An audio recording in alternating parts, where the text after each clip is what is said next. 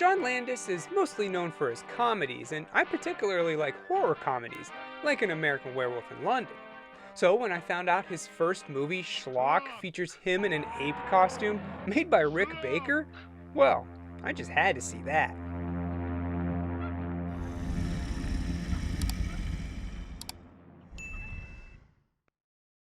First and foremost, this movie is chock full of dumb humor. Think high school. Think middle school level of jokes here. So put yourself in the right mindset and let's continue. The mood is set right away, comparing Schlock to Gone with the Wind and 2001: A Space Odyssey. Now, I think that's going a little too far. It's funny, but it's certainly not as good as those movies. After the opening credits, we see a bunch of kids who I'm thinking were killed on a playground. And when I say a bunch, I mean it. There's a ton of people here. The kill count must be in the hundreds. Joe Putzman reports on the incident, and they already have a name for the killer. The Banana Murderer. Named that because of the banana peels he leaves at the scene of the crime. The police get to work right away while Joe continues his report, offering a contest to the listeners. If they can correctly guess the amount of bodies in these bags, they'll win a free KFC dinner. Hey, what a deal. The leading officer assigned to the job is Detective Sergeant Wino, and it seems like he's in over his head. That the situation is totally out of control. Yes. Now we see some teenagers out goofing around, and one of them falls into a hole in the ground, which opens up to a cave. The others come down to take a look, only to come face to face with Schlock. Honestly, the makeup and effects on the monster look really good. I would expect them to, seeing how it was Rick Baker in charge of the suit, but this was his first credited makeup role, and he made the suit in his bedroom while still living with his parents. Anyway, Schlock kills the boys and the girls run to Wino, who believes they just trapped the banana killer. Everyone races to the cave, but not before the beast escapes. Joe's there again to report on the news, and he interviews Professor Schlibowitz, who has his own theories on what Schlock is exactly. He starts out at the beginning, a single-celled organism that evolved into dinosaurs, and then Godzilla, of course. Fire-breathing Godzilla. And then onto mammals, and all the way to modern man. But there had to be something connecting man's evolution from monkeys, right? A bridge, a missing link, if you will. Well, that's what he believes Schlock is, the missing link. He thinks that a long time ago, Schlock saw some bananas hanging from a tree. He reached out for them and fell, landing in the river. The Ice Age came, and Schlock was frozen for millions of years, up until now. Then he puts on a piece of ductwork for seemingly no reason and goes down in the cave. Professor, what is the purpose of that peculiar headgear? I have no idea. Unbeknownst to him and everyone else, Schlock is also watching with bated breath, wondering what will happen. While they wait, Joe interviews the lady who won the body bag contest, and she's pretty excited about her KFC dinner. We also learn that her daughter, Mindy, is having surgery to cure her blindness. And just in time, too, because the big school dance is coming up. After talking to her for a little bit, Joe interviews Schlock himself, thinking it's just a guy in a suit, until he realizes, no, this is the banana killer. Everyone runs around scared, and the police drop the professor into the cave. The only one who's not afraid is Wino, who cuffs him. But after seeing he doesn't have any backup, well, that changes things. Now loose on the town, Schlock goes around killing people and causing hijinks as he goes.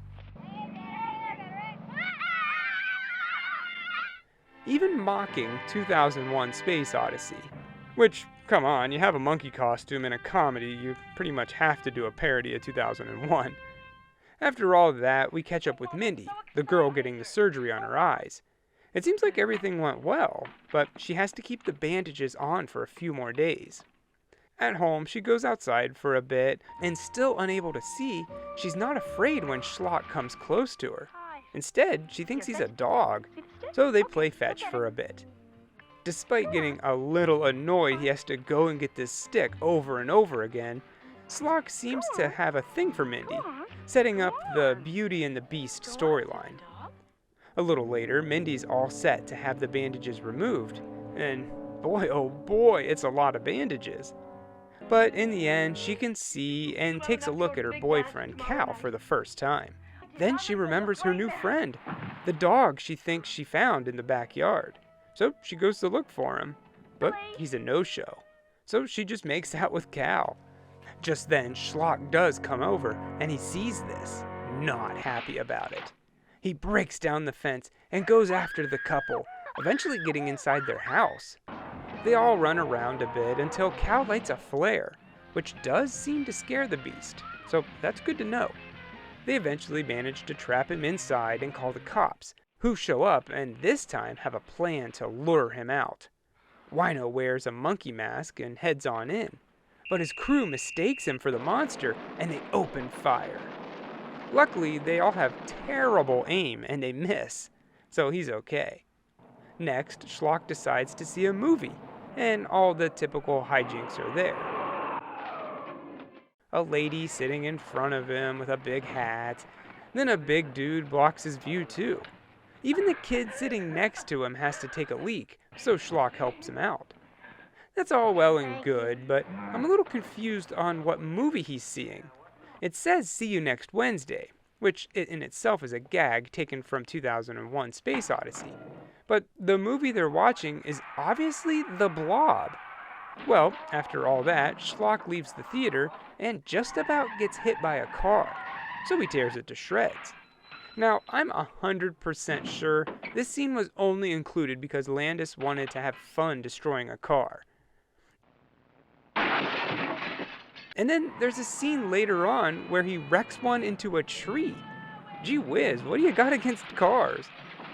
After a while, Schlock hears someone playing the piano, and the guy playing it's blind, so he teaches the beast how to play.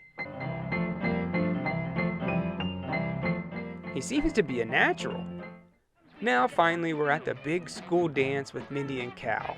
She's worried that Schlock might attack, but she's assured that there are cops on patrol outside. Little does she know, they're all getting tossed around by the monster.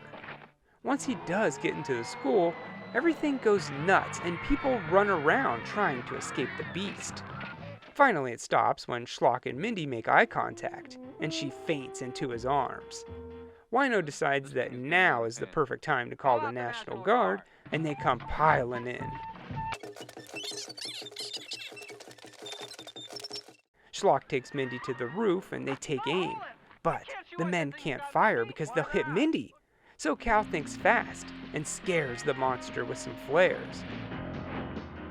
Once he drops Mindy and she's safe, he jumps down and they open fire. Like, a lot. And it doesn't seem to do the trick. But eventually, Schlock falls dead. And in the end, it wasn't the gun that got him. 'Twas beauty killed the beast. What's wrong with you?